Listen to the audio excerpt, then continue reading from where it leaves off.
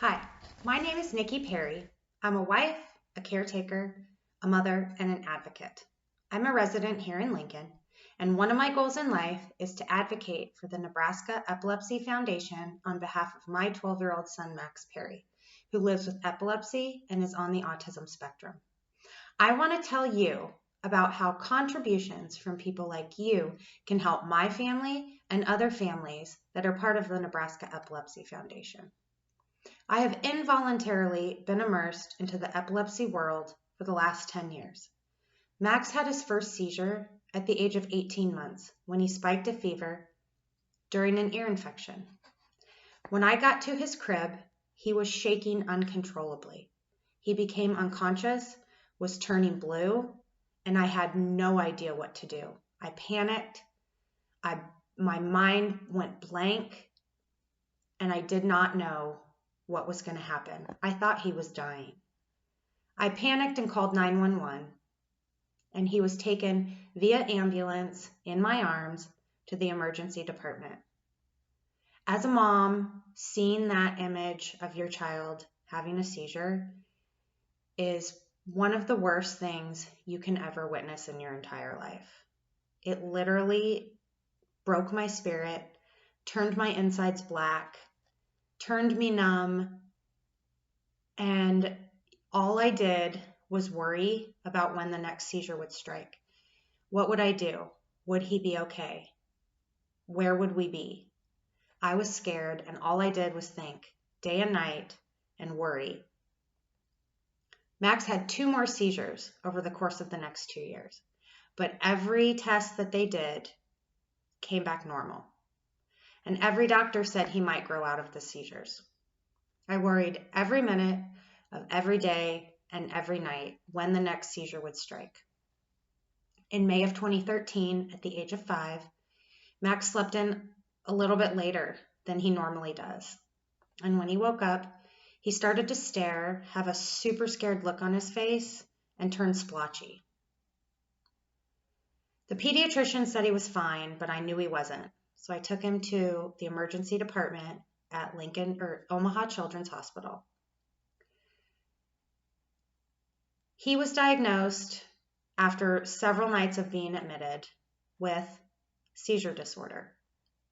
Following his diagnosis, he had hundreds of seizures, and we'd actually had discovered that Max had been having seizures previously that we had missed. And as a mom, it's heartbreaking to know that your child was in need and you didn't even know. We thought he was just tired and needed rest. He was put on a variety of anti-seizure medications, but nobody warned us about the difficulty of finding the right meds. And nobody warned us how difficult it would be to manage the side effects.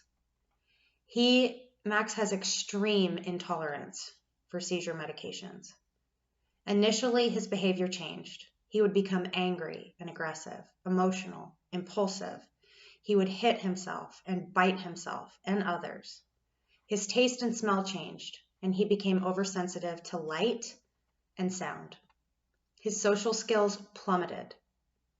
He was kicked out of 2 daycares in a month. We were losing our amazing, funny, creative little boy who had made every milestone up until now. And the stress on our family was through the roof. Our next step, according to our neurologist, was to have brain surgery. We were told that he would have a 60 to 80% chance of seizure freedom. Well, we decided to have the surgery. And I remember when they were wheeling him off, and all I could do was cry and pray for him to be okay. It literally took my breath away to let go of his hand when they took him back. I thought, would he be able to talk? Would he be able to walk? Would he remember who I was? You just don't know with brain surgery. The surgery was unsuccessful, and Max actually began having more seizures than before. His behavior became even worse, and he started having seizures during the night, so he could barely function during the day. We were referred to NYU Langone Medical Center, Comprehensive Epilepsy Center in New York for a second opinion, where they said he would need another surgery. So we decided to do the second surgery, which did calm him down. He's not seizure-free though, but it did return his seizures back to baseline. When he entered first grade, his behavior got even more erratic, and it was becoming harder and harder for me to work and help Max at the same time. We decided to pull him from school and start in-home intensive ABA therapy through the Lovaas Institute. And I reluctantly had to resign from my pharmaceutical sales career so that I could be home monitoring therapy and caring for Max. As of today, Max has seizures about every 10 to 35 days. We're in constant correspondence with his epilepsy and autism team. It takes constant monitoring, tracking, communication, research, and paperwork in order to manage his epilepsy and behaviors. Max has taught me a lot, and I originally reached out to the Nebraska Epilepsy Foundation to connect with other families going through the same situation that we were. I wanted to network and learn as much about epilepsy as I could. The website had so much great information. It had webinars about topics I wanted to learn about, fundraising walks and activities that I could participate in, and a kids crew network that displayed other children with epilepsy and their stories and activities. And it also provided tools to teach classmates about epilepsy.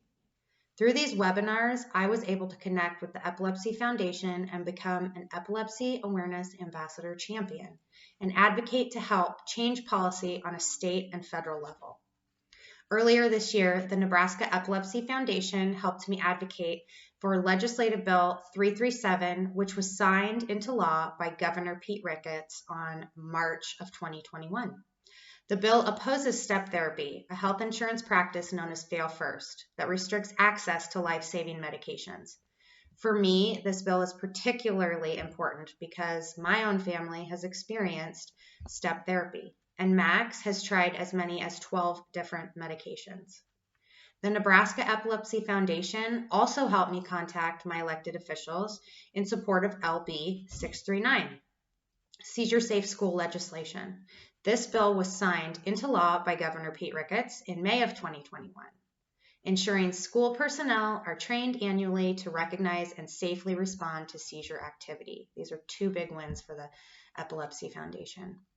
As a caregiver, you get to a point in the journey where you embrace the diagnosis and you focus on your child's strengths. My husband and I, we are now a well-oiled machine. We work through the negatives, we relish on the positives, and we do what we can for Max and other families. I found this to be my passion.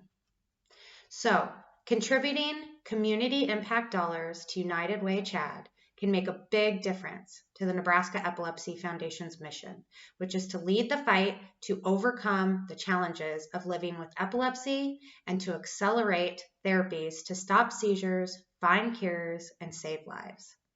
Specifically, this includes overall support for seizure first aid training, educating school personnel and school nurses about seizure recognition and response, the Kids Crew Empowerment Program, support groups, the SUDEP and Bereavement Support Program, and the 24/7 hotline for information and referral services.